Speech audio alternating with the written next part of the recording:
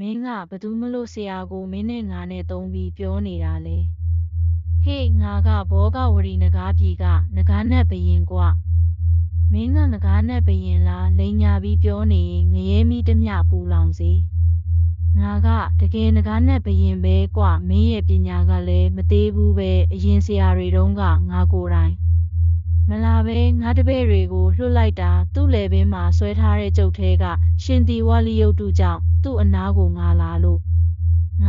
မရဘူးအခုမင်းကအမိန့်ပြန်ပြီးခေါ်လို့ငါလာလို့ရတာမင်းလွတ်လိုက်တဲ့ကျိုးပိုင်အစင်ကငါအနာတောင်မကတ်နိုင်ဘူးကွနောက်မှငါနာကိုကတ်လို့ရပြီးအတင်းခေါ်လို့ငါကိုယ်တိုင်လာခဲ့တာငါလဲလာလို့မရတာနဲ့မင်းကခေါ်တာနဲ့အတော်ဖြစ်သွားတာကွမင်းကိုကျေးဇူးတင်တယ်မင်းကတန်ခိုးကြီးတဲ့နဂါးနဲ့ဘယင်ဖြစ်ပြီးဘာလို့ရှင်တီဝါလီယုတ်တုကိုကြောက်ရတာလဲနောက်ပြီးဒီမိန်းကလေးကိုရောဘာကြောင့်နှောက်ယှက်နေရတာလဲရှင်တီဝါလီယုတ်တုကိုသူ့လေပင်မှာဆွဲထားတဲ့အချိန်ကစပြီးအနားကိုကတ်လိုက်တာနဲ့မခံမရက်နိုင်အောင်ပူလောင်လာလို့အဝေးကပဲစောင့်ကြည့်နေရတာဘာကြောင့်လဲတော့ငါမသိဘူးငါကနှောက်ယှက်နေတာမဟုတ်ဘူးသူကအရင်ဘဝကငါမိဖုရားလေးလူပြည်ကိုသွားကျင်တဲ့ပူစာလွန်းလို့လွတ်လိုက်ရတာငါလိုနဂါးနဲ့ဘယင်ရဲ့မိဖုရားကို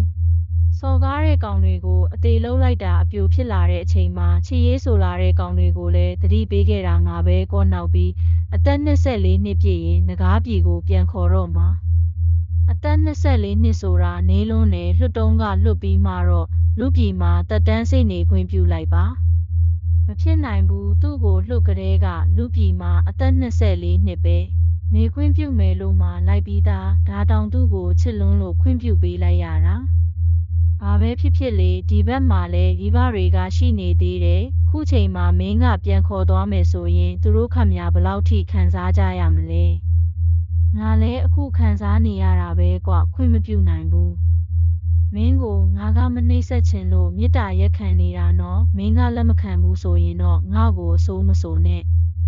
ဆရာနေသွေးဤစကားကြောင့်နဂါးနဲ့ဘယင်ပူးကပ်နေသည့်ယမင်းကဒေါသထွက်လာပြီး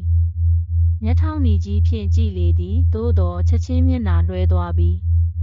မင်းပညာကထက်လှပါလားဘေးမှာလဲမင်းကိုစောင့်ရှောက်နေတဲ့အထက်ဝိဇ္ဇာတွေကလည်းရှိနေသေးတော့ငါဘာမှမတတ်နိုင်တော့ဘူးဒါကြောင့်ဒီမိန်းကလေးကိုလူပြည်မှာအသက်50အထိနေခွင့်ပြုပေးမယ်ဒါထက်တော့ထပ်ပြီးမတိုးပေးနိုင်တော့ဘူးထိုအခါဆရာနေသွေးကကိုမြင့်ဦးနှင့်မဝင်းအေးတို့အားကြည့်လိုက်ပြီး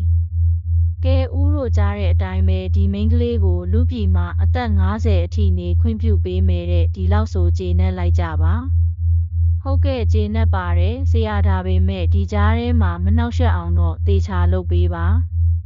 ကိုမြင့်ဦးတို့မှကျေနပ်သည်ဆိုသဖြင့်ကဲကောင်းပြီမိန်းကလေးကိုလူပြည်မှာအသက်50အထိနေခွင့်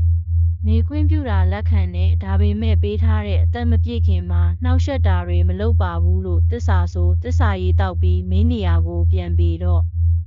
ဆရာနေသွေးလဲနဂါးနဲ့ဘယင်အားသစ္စာရေးတိုက်ပြီးယမင်းဤခန္ဓာကိုယ်မှပြန်လဲထွက်ခွာခိုင်းလိုက်သည်နဂါးနဲ့ဘယင်နာဂရာဇာမှာသစ္စာရေးတောက်ပြီးထွက်ခွာသွားလေတော့သည်